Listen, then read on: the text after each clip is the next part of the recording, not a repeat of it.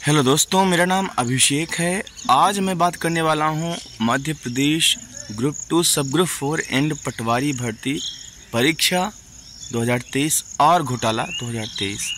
देखिए दोस्तों, काफ़ी चर्चा का विषय रहा है और अब इसके लिए एक न्यायिक जांच भी होगी। एक कमेटी बनी है जो कि 31 अगस्त तक रिपोर्ट सौंपेगी और उसके आधार पर आगे की बात चलेगी।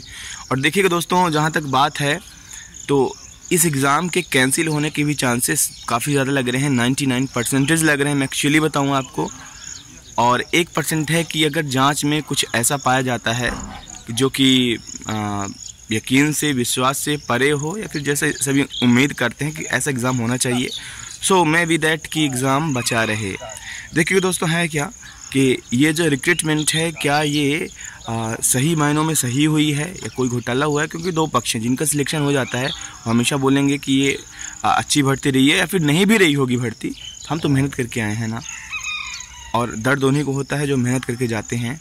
और यही दर्द मुझे हुआ था 2021 में, और मैंने कई बार ये फेस किया है ऐसा अपने ज़िंदगी में कि जब बोला जाता है कि इसका कट ऑफ इतना ज़्यादा क्यों गया, फिर इसमें घोटाला हुआ है, कई सारी आवाज़ें उठती हैं लेकिन दबा दी जाती हैं।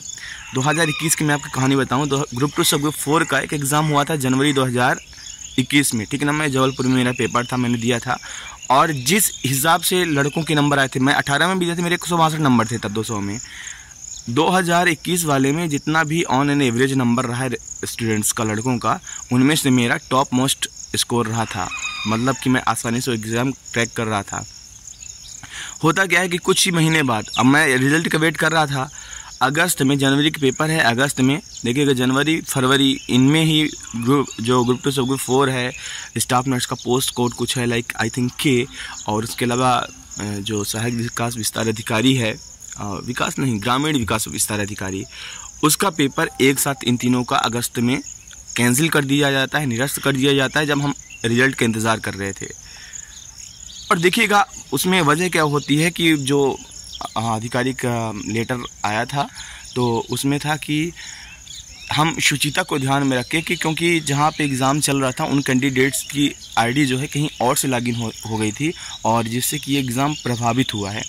इतने छोटे पैमाने पे एक तो एग्ज़ाम हुआ था, बहुत बड़ा एग्ज़ाम नहीं था जैसे ये ग्रुप 2 सब ग्रुप 4 का पटवारी का एग्ज़ाम हुआ।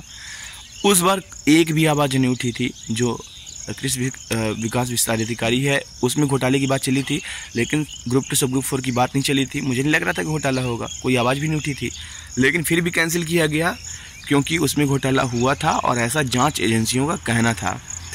एक और बात मेंशन थी कि हम इसके लिए कमेटी गठित कर रहे हैं और वो जाँच करेगी और जो दोषी पाए जाएंगे उनको सज़ा दी जाएगी।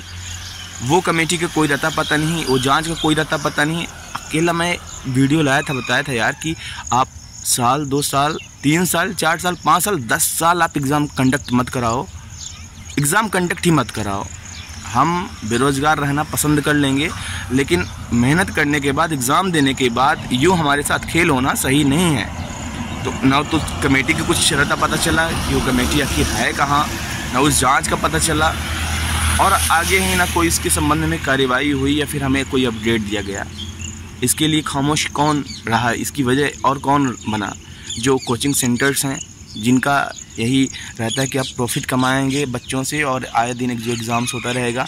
भैया आपको आवाज़ उठानी चाहिए थी ना उस वक्त ही।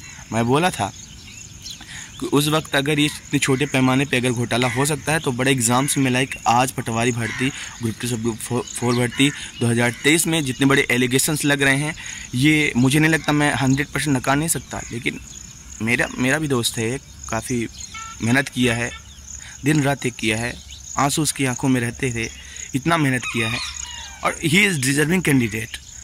वो पढ़ने में बहुत तेज़ है, और अगर मेरे पास काबिलियत है, अगर मैं समझता हूँ बातों को, चीज़ों को समझता हूँ, तो मैं नहीं चाहूँगा कि एग्ज़ाम यूँ ही कैंसिल हो जाए बिना किसी वजह के। क्योंकि मैंने तो मेहनत से एग्ज़ाम क्रैक किया है, मैंने तो मेहनत से वो स्कोर अर्जित किया है, तो मैं नहीं चाहूँगा कि एग्ज़ाम कैंसिल हो।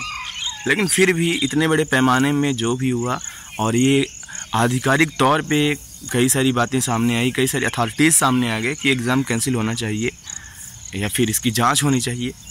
तो मुझे लगता है कि एक तरफ जो कैंडिडेट्स मेहनत करके आए हैं उनके साथ बुरा ना हो, लेकिन दूसरा मन ये भी बोलता है कि जो ऐसे कैंडिडेट्स हैं जिन्होंने घोटाले किया है तो उन्होंने तो कुछ सीट्स ऑलरेडी कवर कर ही ली हैं।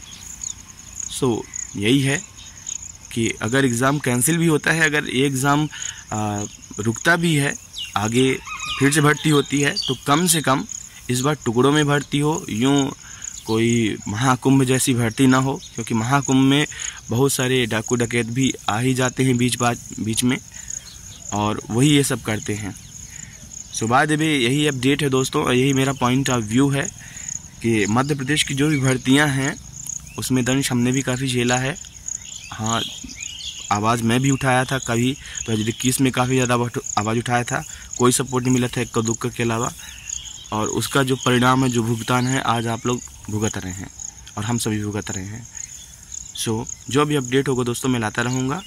बाद में यही है कि महा रिक्रूटमेंट होने से पहले या फिर महाभर्ती होने से पहले जांच अच्छे से होनी चाहिए। जो कल्प्रिट्स हैं उनको बिहाइंड द बार रखा जाए या फिर बीच बाज़ार में उसको चेहरा लाया जाए, लेकिन ऐसा होता नहीं है। सो यही कहीं ना कहीं रिफ्लेक्ट होता है को सिस्टम के अंदर के लोग हैं। जो भी हो दोस्तों मैं लाता हूँ।